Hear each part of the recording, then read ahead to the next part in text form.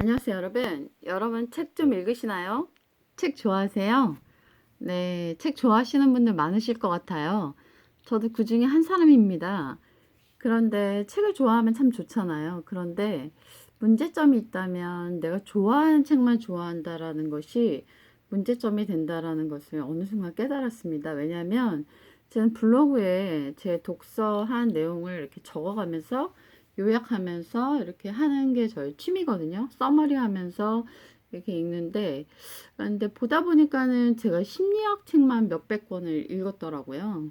그걸 보면서 제가 심리학 쪽만 지나치게 좀 파고 있질 않나 이런 생각이 들면서 어느 순간 좀 탈피해야겠다라는 생각이 들었습니다. 그래서 한 번도 생각해 보지 않았고 한 번도 다뤄보지 않았던 영역들을 한번 도전해 보면 어떨까 이런 생각이 들어가지고 요즘 책을 읽고 있는데요.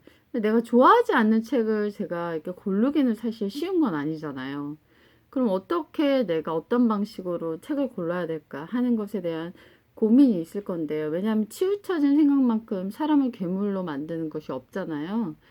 그래서 어떻게 하면 치우쳐지지 않게 균형되게 내가 독서를 할 것인가에 대한 고민들이 있으실 텐데요. 그래서 저는 제가 생각해낸 것이 뭐냐면,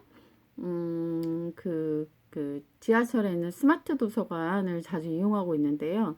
사서들이 이제 골라놓은 그 책들 속에서 제가 고르는 것이죠. 그런데 제가 좋아하는 유형을 좀 피해 보려고. 그래서 심리학보다는 이제 다른 방면이나 다른 분야를 한번 도전해 보려고 요즘 많이 노력하고 있는데요. 그래서 제 인생에 처음으로 요즘은 논리학을 읽고 있습니다. 네, 논리학을 제가 읽게 될지는 몰랐거든요. 근데 이제 유물론이라든가 이런 것들은 좀 기독교와 많이 대치되는 면이 있기 때문에 독실한 크리스찬인 제가 이런 쪽이나 이제 과학이나 이런 거는 조금 신학하고는 좀 상반되고 대치되는 부분들이 있어서 아무래도 손이 가진 않더라고요. 근데 제가 처음으로 논리학을 빌렸고, 그리고 막 여러 가지 제가 관심이 없었던 부분에 대해서 읽고 있는데요. 이제 정말 전 문과생이, 뼛속까지 문과생이기 때문에 수리, 물리 이런 쪽은 정말 조금도 관심이 없거든요. 근데 언젠가는 과학이나 이런 쪽도 제가 좀 책을 많이 읽어야겠다라는 생각이 듭니다. 왜냐면 균등하게 발전되고 싶고, 그리고 내가 만나는 학생이나 만나는 사람들하고의 상식적인 부분에서의 소통을 하려면 내가 갖고 있는 관심 분야에만 대한 꽂혀 있는 지식은 조금 어려울 수 있겠고 소통을 방해할 수 있겠고 도움이 되지 않을 수 있겠다라는 생각 때문입니다. 네, 그래서 저의 편식 고치는 방법을 여러분한테 알려드렸고요. 그 두 번째 방법은요, 친구에게 책을 빌리는 겁니다. 제가 오늘 이렇게 책을 빌려왔습니다. 네. 제 친구가 이제 늘 이렇게 좋은 친구인데 책을 저한테 빌려줍니다. 네, 유명한 책이죠. 죽음의 수용소에서. 그걸 빌려줘서 제가 가져왔고, 그리고 또 다른 책 한 권을 더 빌려주더라고요. 그래서 이 책을 제가 빌려왔습니다. 네.